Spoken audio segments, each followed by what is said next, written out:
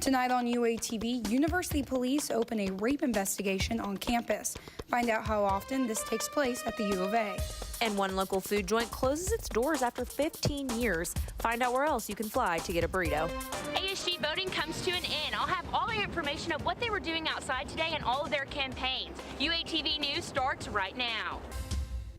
Welcome to UATV. I'm Lauren Jackson. And I'm Delaney Majors. Thanks for joining us this evening.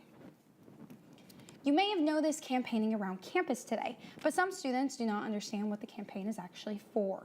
UATV's Madison McClung is live to tell us more. That's right. I'm standing live outside in front of the Greek Theater, where today the ASG candidates Make Your Mark and For the Hill had one last opportunity to get students to vote. Now, ASG acts as a student-led organization where they are the voice for all students here on campus. Now, each one of these campaigns does have a platform that they do plan to take if they make it into office. Make Your Mark plans to get students to know about sexual assault here on campus, and For the Hill plans to make safe spots on Dixon for students if they need to have a ride home. Now, I did have the chance to sit down with Marco, who is the treasurer for Make For the Hill, and he told me what he plans to do and why it's our opportunity to get out and vote. You're trying to make your mark or you're for the Hill, it's important for each and every student to get out to vote.uark.edu and make their voice heard, because each and every student has an opinion here, and that opinion should be heard. Now, I'm sure you've seen students out here with, either a t-shirt on or they've got their buttons on for whatever they represent. It is so important to get out and vote, for we are a campus here and ASG is a big part of our campus. Reporting live for UATV News, I'm Madison McClung. Thank you, Madison. ASG voting closes tomorrow at 4 in the afternoon. Trump approves Arkansas's new Medicaid plan. The new plan requires those on the Medicaid expansion to work or volunteer. More than 285,000 people partake in the program. This makes Arkansas the third state to pass a plan putting a requirement on Medicaid. University police investigated a reported acquaintance rape on campus. The victim contacted UAPD on Friday, claiming the incident occurred in Maple Hill South in February of last year.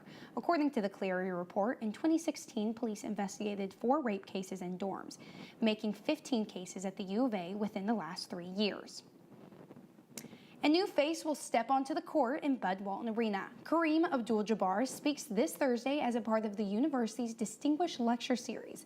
Widely known for his basketball career, he played 20 years in the NBA for the LA Lakers and Milwaukee Bucks. He retired in 1989 and still holds the record as the NBA's all-time leading scorer. The university invites the public to attend the free event. The University of Arkansas showcases many traditions, like a one-of-a-kind mascot. But some students still want a little piece of campus to take with them after graduation. UATV's Brenda Alvarez is live with more on the story. Thank you, Lauren. I'm live at the Student Union, where today the official ring providers for the U of A were here kicking off Ring Week. They will be here from 10 to 3 daily until Friday. Traditions at the U of A include Senior Walk, Old Main, Calling the Hogs, and a new addition, Class Rings. During Ring Week, you can come ask questions, try on ring sizes, and order a ring if you wish. The 4-year protection plan comes with your ring in case you lose it. People will know you graduated from the U of A when they see Senior Walk and Old Main on your ring. Seniors are already purchasing the rings to remind them of the hard work they put in for years. It's more of the memorabilia of it, just kind of taking a step back and, finally 4 years is done.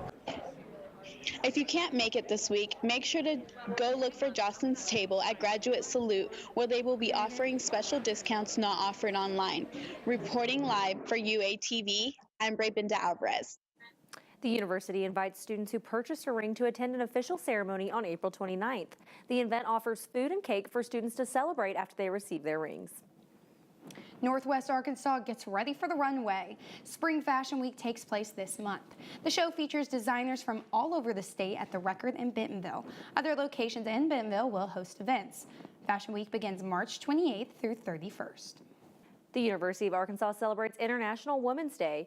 This Thursday, events will take place throughout the day on campus, but the main program begins at 4 in the afternoon in the Union's Connections Lounge. It features speakers, performances, and a fashion show to highlight the day. Nearly 15 years of business come to an end for one flagship restaurant. Flying Burrito announced the closing of its Dixon Street location. U of A alumni opened the local food joint back in 2003. The company still operates its campus and College Avenue locations. To celebrate Women's History Month, USA Today released a list of the top female chefs in each of the 50 states. Mockingbird Kitchen and Chef Chrissy Sanderson in Fayetteville represented Arkansas on the list. The restaurant serves new American cuisine, and Sanderson serves recipes created by her mother and grandmother. Fayetteville permanently preserves over 200 acres to build and further connect our bike trails. One Arkansas professor shares their excitement about the changes. Aubrey Tucker is live with the story. That's right. The Walton Family Foundation provided half of the $3.2 million cost of the preservation and gave the second half as an interest-free loan to the city. University of Arkansas professor Rob Wells uses his bike to get to work, grocery shop, and get a better feel of the community. As an entry-level mountain biker, he says he's eager to check out the coming trails. This area has one of the best system of urban bike trails I've ever seen in the country, and I can say that after living in a number of states and biking, all over the United States and Canada. Fayetteville's economic developer says the preservation will bring economic, social, and environmental gain to the area. We're really looking at what can we do to make Fayetteville such an incredible place that people don't want to leave. Wells has been biking since he was 12 years old and says mountain bike trails make safety even more important. Riding through the woods and it's not fully cleared, you really have to have your act together, or you can clip your handlebars on a branch or a rock and just wipe out, and it's ugly. Howland says what makes it so special is the fact that the trails and additions will be centrally located to the city. He says this is something you don't find anywhere else. Fayetteville's scope of trails is one of the things that drew Wells and his wife to settle here. Wells says he's excited to check it out when the trails are ready. Howland tells me that the trails are supposed to be completed this spring, but other planned amenities like camping and vending have no timeline. Reporting for UATV, I'm Aubrey Tucker. Thank you, Aubrey. The installation will have 8 to 10 miles of trails and eventually aims to connect downtown Fayetteville.